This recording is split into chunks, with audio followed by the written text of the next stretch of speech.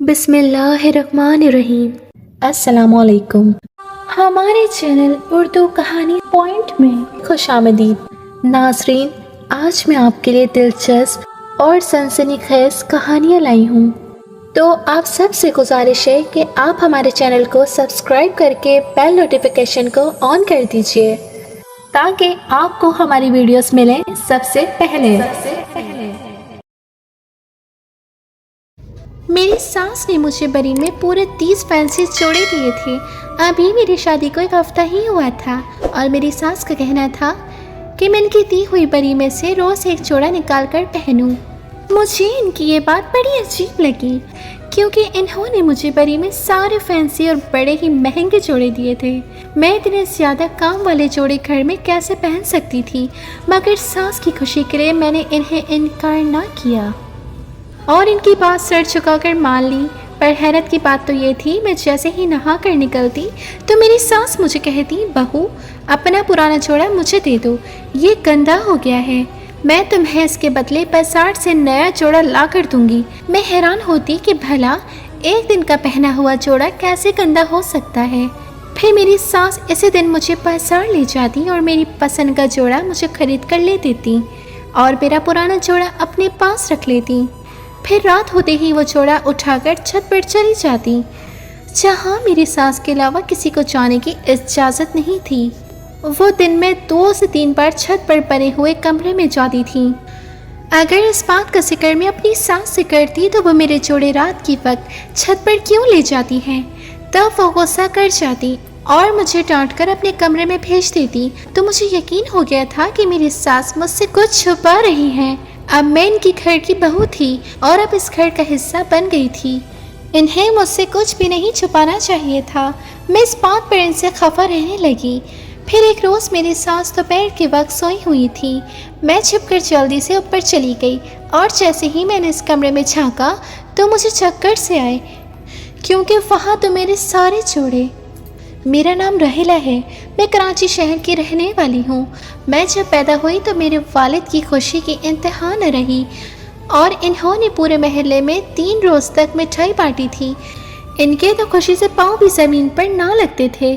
अब आप लोग सोच रहे होंगे कि कोई बेटी की पैदाइश पर भी इतना खुश होता है क्या? हाँ जी, ये बिल्कुल सच बात है, क्योंकि मैं अपने 7 भाइयों के बाद पैदा हुई थी। मैं अपने 7 भाइयों की इकलौती बहन थी। मेरे सातों भाई मुझसे बड़े थे। मेरे वालिदैन को बेटी की बहुत चाह थी, इसीलिए मेरी पैदाइश पर इन्होंने खूब जश्न मनाया और परवरिश में इन्होंने कोई कमी ना छोड़ी। मेरे वालिद ने कराची की एक बहुत बड़ी मार्केट में अपनी बर्तनों की दुकान बनाई हुई थी, जो अच्छी खासी चलती थी। घर में किसी चीज़ की कमी ना थी। मेरे वालिदैन ने मुझे और मेरे सातों भाइयों को एक अच्छे स्कूल में दाखिल करवाया। मेरे सातों भाइयों को मैट्रिक करवाने के बाद वालिद साहब ने अपने साथ काम में लगा दिया, क्योंकि इनका काम दिन ब दिन बढ़ता ही जा रहा था और इनसे इतना बड़ा कारोबार संभाला नहीं जा रहा था। अल्लाह ताला के फजल से वालिद साहब ने मार्केट में एक दुकान से 3 दुकानें बना ली।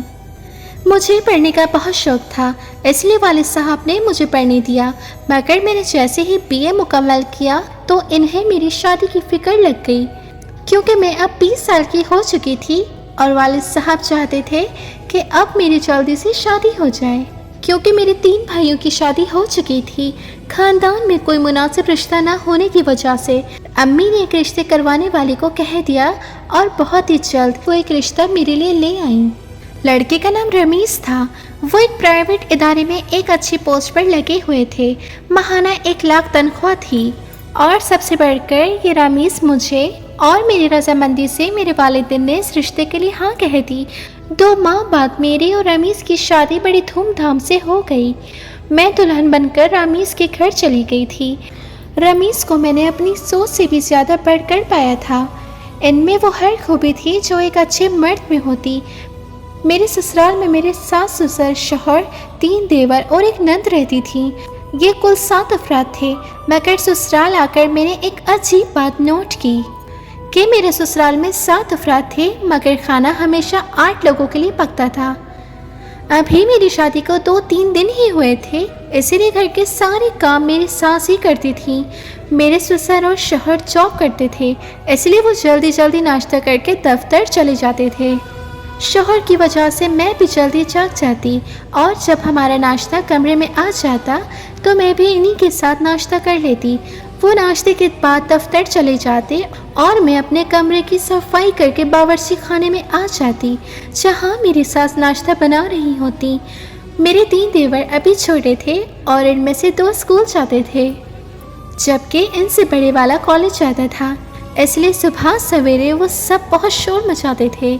और जब वो तीनों घर से चले जाते थे तो घर में बिल्कुल खामोशी हो जाती, क्योंकि अब घर में मेरी सास, नंद और मैं ही रह जाते थे। ऐसे में मेरी सास 2 पराठे बनाने के बजाय 3 बना लेती, बल्कि मुझसे नज़र बचाकर एक छोटी सी ट्रे सजा लेती। मेरी नंद वहीं बावर्ची खाने में नाश्ता कर लेती और फिर स्कूल चली जाती। ऐसे में वो छोटी सी ट्रे देखकर मैं हैरान रह जाती, मगर मेरी सास मेरे बावर्ची खाने में होने तक वो ट्रे मुझसे छुपा कर रखती। अभी मेरी शादी को 1 हफ्ता ही हुआ था, इसलिए मैं ये देखकर सोचती थी कि इस घर में 8वां कौन था जिसके लिए मेरी सास ट्रे सजाती। मेरी सास ने मुझे बरी में 30 फैंसी जोड़े दिए थे। इनका कहना था कि मैं रोज़ रमीज़ के आने से पहले नहा धोकर इन्हीं की दी हुई बरी में से एक जोड़ा पहन लिया करूं। मुझे फैंसी जोड़े पहनने का शौक न था, मगर सास के कहने पर मैं रोज़ एक फैंसी जोड़ा पहनने लगी। मगर हैरत की बात तो ये थी, मैं जब भी नहाकर निकलती तो सास मुझे कहती, बहू अपना पुराना जोड़ा मुझे दे दो, वो गंदा हो गया। मैं इसके बदले तुम्हें बाजार से नया जोड़ा ला कर दूंगी। इनकी ये बात मुझे बड़ी अजीब लगती, मगर मैं चुप करके इन्हें अपना पुराना जोड़ा दे देती और वो मुझे इसके बदले एक नया जोड़ा दिला देती। मैं इनकी बात समझ ना पाई थी। फिर एक दिन मेरी नंद ने अपने स्कूल के लिए कुछ चीज़ें खरीदी थी। मेरी सास और नंद ने बाजार जाने का प्रोग्राम बनाया था। मुझे कहा कि तुम भी हमारे साथ चलो, आज मैं तुम्हें तुम्हारी पसंद का जोड़ा लेकर दूंगी। मैं घर में अकेली बोर हो रही थी, इसलिए मैं इनके साथ बाजार चल पड़ी। वैसे भी मेरी नई नई शादी हुई थी। पहले मेरी सास ने अपनी बेटी के लिए कुछ सामान खरीदा और फिर वो मुझे एक कपड़े की दुकान ले गई, जहाँ इन्होंने मुझे मेरी पसंद का फैंसी जोड़ा खरीद कर दिया। फिर इसी वक्त मैंने देखा कि मेरी नंद और सास ने भी मुझसे छुपकर एक बच्चे के कपड़े खरीद लिए। ये देखकर मैं हैरान हुई कि हमारे घर में इतना छोटा बच्चा कौन था। फिर मुझे ख्याल आया कि शायद वो हमारे होने वाले बच्चे के लिए ही कपड़े खरीद रही थी। मगर फिर मैंने ये सोचा, अब तो ये खुशी की बात थी, इसलिए इन्हें ये बात मुझसे छुपानी नहीं चाहिए। अब मैं ये बात इनसे भी नहीं पूछ सकती थी, क्योंकि नया नया साथ था। वो कहीं ये न समझ लें कि मैं इनके घर वालों पर शक कर रही थी, इसलिए मैंने ये बात इनसे नहीं पूछी। बल्कि मैं तो बार बार इस बात को नज़रअंदाज कर देती थी, मगर बार बार ये बात मेरे सामने आ जाती, क्योंकि अब मैं इस घर का फ़र्द थी और रोज़ मेरी सास का काम मुझे कहना था कि तुम्हारा कल वाला जोड़ा गंदा हो गया है, तुम नहाकर नया जोड़ा पहन लो और ये मुझे दे दो। मुझे ये सब बड़ा अजीब लगता था। भला एक दिन में एक नया फैंसी जोड़ा कैसे गंदा हो सकता था, जबकि मैं तो सारा दिन अपने कमरे में रहती थी। नया जोड़ा पहनकर ना बाहर जाती और ना ही कोई काम करती थी। मैं रोज़ नहाकर नया जोड़ा पहन लेती और पुराना जोड़ा सास को देने के बाद इनके पास बैठ जाती। मेरी सास जोड़ा लेने के बाद बार बार छत पर बने हुए कमरे की तरफ देखती थी। घर की छत पर बना कमरा जहाँ मेरी सिर्फ सास ही जाती थी। मैं सोचने लगी कि वहाँ ऐसा क्या था जो मेरी सास की नज़रें बार बार वहीं उठ जाती थीं। फिर एक दिन मैंने शाम को चाय बनाई तो मैंने सारा दूध चाय में डाल दिया। जब हम चाय पी रहे थे तब मेरी सास ने दूध का पूछ लिया और मैंने इन्हें सब बताया कि मैंने तो सारा दूध चाय में डाल दिया था। यह सुनकर तो वो फिक्रमंद हो गई और इन्होंने जल्दी से मेरे देवर को बाज़ार से दूध लेने भेज दिया और इस बेचारे को चाय भी नहीं पीने दी। इस बात ने मुझे हैरान कर दिया था। फिर ऐसी कई बातें हुई जिनसे मुझे शक होने लगा कि मेरे ससुराल वाले कुछ तो मुझसे छुपा रहे थे। सास का रोज़ मुझे नया जोड़ा ला कर देना और मेरा पुराना जोड़ा अपने पास रख लेना, ये सब बातें मेरी समझ से तो बाहर ही थी। फिर दिन गुजरने के साथ साथ मैं घर के काम करने लगी। ये सब बातें मेरी समझ से बाहर थीं। फिर दिन गुजरने के साथ साथ मैं घर के काम करने लगी। और अब मुझ पर खाने पकाने की जिम्मेदारी भी आ गई थी। इससे पहले घर के सारे काम मेरी सास कर दिया करती थी और शाम के वक्त मेरी नंद इनकी मदद कर दिया करती थी, मगर मैं ऊपरी मंजिल के कमरे तक कभी नहीं गई क्योंकि मेरी सास इसकी सफाई कर दिया करती थी और वो ये सब इस वक्त करती थी जब मैं अपने कमरे में आ जाती, ताकि मुझे इसके बारे में पता ना चल सके। मगर कब तक ऐसा चलता? आखिर मैं भी इस घर की बहू थी, ये लोग मुझसे ये राज कब तक छुपा सकते थे? और फिर वही हुआ। एक दिन मैंने दोपहर का खाना पकाया। दोपहर के वक्त मैं और मेरी सास ही होते थे घर में, मगर मैं अपने तीनों देवर और इनका भी खाना पकाती थी क्योंकि वो आमतौर पर दिन के 2 बजे तक घर आ जाते थे, मगर मैं और मेरी सास 12:30 बजे तक खाना पका लिया करते थे। इस दिन मेरी तबीयत कुछ ठीक नहीं थी, इसलिए मैंने खाने के बाद अपनी सास को बताया और अपने कमरे में आ गई। तबीयत खराबी के बावजूद मुझे नींद नहीं आई और मैंने सोचा कि सर दर्द की गोली ले लूं, इस दर्द से तो आराम आ जाएगा। इसीलिए मैं अपने कमरे से बाहर निकल आई। अभी मैं बरामदे में ही थी कि मैंने बावर्ची खाने में अपनी सास को एक प्लेट में खाना डालते हुए देखा। ये देखकर मुझे हैरानी हुई क्योंकि अभी कुछ देर पहले ही हम दोनों सास बहू ने मिलकर खाना खा लिया था। क्या अचानक मेरी सास को फिर से भूख लग गई?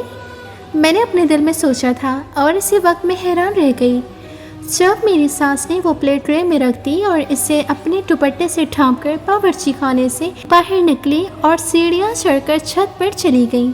मैं जल्दी से बरामदे के पिलर के पीछे छुप गई ताकि वो मुझे देख न ले और फिर मैंने अपनी सास को इस कमरे में खाना ले जाते देख लिया। अभी मैं वहीं खड़ी थी, मुझसे लिए वो फैंसी जोड़े भी उठाकर छत पर ले गई। अब तो मुझे पक्का यकीन हो गया था कि ज़रूर इस घर में कुछ गड़बड़ है, कुछ तो गलत हो रहा है क्योंकि मुझसे ये सब छुपाया जा रहा था। कहीं मेरी सास मेरे शादी वाले जोड़े पर कोई जादू या तावीज़ तो नहीं कर रही थी? मेरे दिमाग में बहुत सी बातें आ रही थीं। मैं इस घर की बहू थी और अब इस घर का हिस्सा बन चुकी थी। आखिर छत पर क्या हो रहा था? मुझे इसके बारे में बता देना चाहिए था। मैं ये बात सोचकर अपने ससुराल वालों से खफा हो गई, मगर मैं नहीं जानती थी कि ये मेरे भले के लिए था। मैंने दिल में इरादा कर लिया, मैं अब सास को सारा दिन बातों में लगाए रखूंगी और ऊपर जाने ही नहीं दूंगी। अगले रोज़ मैंने नया फैंसी जोड़ा पहनने से इनकार कर दिया तो मेरी सास ने मुझे खूब डांटा और कहा कि बहू, इसे हमारी घर की रस्म समझो। अगर तुम्हें यहाँ रहना है तो ये सब करना पड़ेगा। मैं ज़्यादा बहस नहीं करना चाहती। मुझे डर था कि कहीं मेरे शौहर को इस बात का पता न चल जाए और इन्होंने मुझे अपनी माँ के कहने पर छोड़ दिया तो मैं कहाँ जाऊँगी। इसलिए मैंने नहाकर सास का दिया हुआ जोड़ा पहन लिया और अपना उतरा हुआ जोड़ा सास को दे दिया, मगर मैंने प्लान के मुताबिक सास को सारा दिन बातों में लगाए रखा। आज दोपहर को इन्हें ऊपर जाने का मौका ना मिला। मुझे इनके चेहरे से वाज़ा कोई परेशानी महसूस हो रही थी। शाम को मेरे शौहर रमीज़ आए तो मैं मजबूरन सास को छोड़कर अपने कमरे में आ गई, मगर मेरी नज़रें सास के कमरे की तरफ थीं। रात के 9 बजे फिर इसी तरह मेरी सास एक ट्रे में मेरा उतरा हुआ जोड़ा लेकर छत पर चली गई। मैं चुप करके इन्हें देखती रही। अब तो इस राज को जानने के लिए मेरे सर पर एक जुनून सा हो गया था। मैंने सोच लिया था कि एक दिन इस कमरे में जाकर देखना चाहिए कि आखिर वहाँ कौन है और मेरे उतरे हुए फैंसी जोड़ों के साथ क्या किया जा रहा है। और आखिरकार मुझे मौका मिल ही गया। इस दिन जब मेरी सास नहाने के लिए बाथरूम में गई तो मैंने सोचा अब ये अच्छा मौका है, मैं इस कमरे में झांक लूँ। इसलिए मैं जल्दी से ऊपरी सीढ़ियाँ चढ़ने लगी। सच तो ये था कि ऐसा करते हुए मेरा दिल धक धक कर रहा था क्योंकि मुझे डर था कि कोई दरवाजे से अंदर ना आ जाए, मगर मैंने पक्का इरादा कर लिया था। इसलिए मैं रुकी नहीं और इस बंद कमरे के सामने पहुँच गई और जैसे ही मैंने इसमें झांका तो आगे का मंजर देखकर मुझे चक्कर आ गए और मैं गिरकर बेहोश हो गई क्योंकि वो तो एक बलानुमा चीज़ थी जो सामने बिस्तर पर लेटी हुई थी और मेरे सारे कपड़े सामने एक हैंगर पर लटके हुए थे। इसका चेहरा इतना अजीबोगरीब था कि मैं इसे देखते ही बेहोश हो गई। मेरी आँख खुली तो मैंने देखा कि मैं बिस्तर पर लेटी हुई थी और सब घर वाले मेरे इर्द गिर्द बैठे हुए थे। मैंने देखा कि सब बहुत परेशान थे। मुझे होश में आता देखकर मेरी सास कहने लगी, शुक्र है राहिला तुम होश में आ गई, वरना मैं तो तुम्हें ऊपर वाले कमरे के सामने बेहोश देखकर डर गई थी। ये सुनते ही मुझे वो मंजर याद आ गया जब मैंने इस कमरे में झांका था, इसलिए मैंने घबराकर अपनी सास से पूछा, ऊपर वाले कमरे में कौन था और वहाँ मेरे सारे फैंसी जोड़े क्यों लटकाए हुए थे। यह सुनकर मेरी सास कुछ देर के लिए खामोश रही और फिर कहने लगी, ये बात मैंने तुमसे इसलिए छुपाई थी क्योंकि मुझे पता था कि तुम भी बाकी लोगों की तरह से डर जाओगी, मगर तुम खुद ही इस तक पहुंच गई। ये कहकर मेरी सास ने मुझे एक नज़र देखा और कहने लगी, वो मेरी बेटी है जो कि एक छोटे बच्चे की तरह है। दरअसल मेरे 4 बेटे और एक बेटी थी और मुझ में मज़ीद बच्चे पैदा करने की ताकत नहीं थी, और ये बात इस वक्त मुझे डॉक्टर्स ने कह दी थी जब मेरी बेटी पैदा हुई, मगर मैं चाहती थी कि मेरी एक और बेटी भी पैदा हो जाए, इसलिए मैं एक बार उम्मीद से हो गई और मैंने ये बात सबसे छुपा ली, मगर ये बात अपने शौहर से कैसे छुपा सकती थी। इसलिए फिर जब मेरे शौहर को इस बात का पता चला तो वो मुझसे बहुत खफा हुए और इन्होंने मुझसे कहा कि इसे ख़त्म कर दो क्योंकि डॉक्टर्स ने तुम्हें मना किया था। अब तुम्हारी सेहत इस काबिल नहीं कि तुम बच्चा पैदा करो। मगर मैं जिद पर अड़ गई थी। फिर एक दिन मेरी तबीयत ख़राब हुई तो मैं डॉक्टर के पास चली गई और इसने मुझे चेकअप के बाद बताया कि मेरी बेटी है और ये बच्ची नॉर्मल नहीं थी, मगर अब इसे ख़त्म नहीं किया जा सकता था, वरना मेरी जान भी जा सकती थी। इसलिए मैंने फ़ैसला कर लिया था कि मैं कोई गलत कदम नहीं उठाऊंगी। मेरे दिल में ये भी ख्याल आता था कि साइंस खुदा नहीं थी, इसलिए इनकी कही बात झूठ भी हो सकती थी। मगर मुझे डॉक्टर्स की बात पर इस वक्त यकीन आया जब ये बच्ची इस दुनिया में आई और हम सब डर गए क्योंकि ये किसी इंसान का बच्चा लग ही नहीं रही थी। इसकी शक्ल बहुत रौनी थी। सब ने मुझ पर गुस्सा किया था कि ये तुम्हारी जिद की वजह से हुआ है। अब इस बच्ची को कोई भी घर ले आने को तैयार नहीं था। सबका कहना था कि इस बच्ची को कोई मेडिसिन देकर यहीं ख़त्म कर दिया जाए या फिर किसी फलाह अदारे में जमा करवा दिया जाए। मगर मैं इसकी माँ थी, मैं इसे कैसे मार सकती थी या फिर अकेला कैसे छोड़ सकती थी। इसलिए मैंने अपने घर वालों से खूब झगड़ा किया और जिद करके इस बच्ची को अपने साथ ले आई और फिर सबके फैसले के मुताबिक इस बच्ची को ऊपर छत वाले कमरे में रखा गया ताकि किसी को कुछ पता न चल सके। ऊपर मेरे अलावा कोई न जाता और मैं खुद ही इसका ख्याल रखती क्योंकि इसके बहन भाई तुम्हारी तरह देखकर डर जाते थे, मगर मेरी तो ये औलाद थी और मैंने इसे जन्म दिया था, इसलिए मुझे इसका ख्याल रखना था। तुम्हारी शादी से कुछ दिन पहले मैंने इसे तुम्हारी परी दिखाई थी। तब मेरी बेटी जिद पर अड़ गई थी कि मुझे भी ऐसे जोड़े चाहिए। वो कहती थी कि आप मुझे ये जोड़े दे दें और अपनी बहू के लिए नए जोड़े बनवा लें, मगर इस वक्त मेरे पास इतना वक्त न था क्योंकि शादी को 2 दिन ही रह गए थे। तब मैंने इससे वादा किया था कि शादी के बाद एक एक करके यही सब जोड़े मैं ऊपर आकर तुम्हें दे जाऊंगी।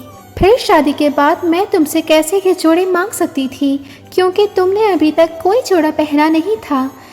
बहुत सोचने के बाद मेरे दिमाग में यही तरकीब आई थी कि मैं तुम्हें रोज़ एक जोड़े पहनने को कहूँ और अगले रोज़ तुमसे किसी बहाने से वो जोड़े लेकर अपनी बेटी को दे दूँ और तुम्हें बाजार से नया जोड़ा ला कर दे दूँ।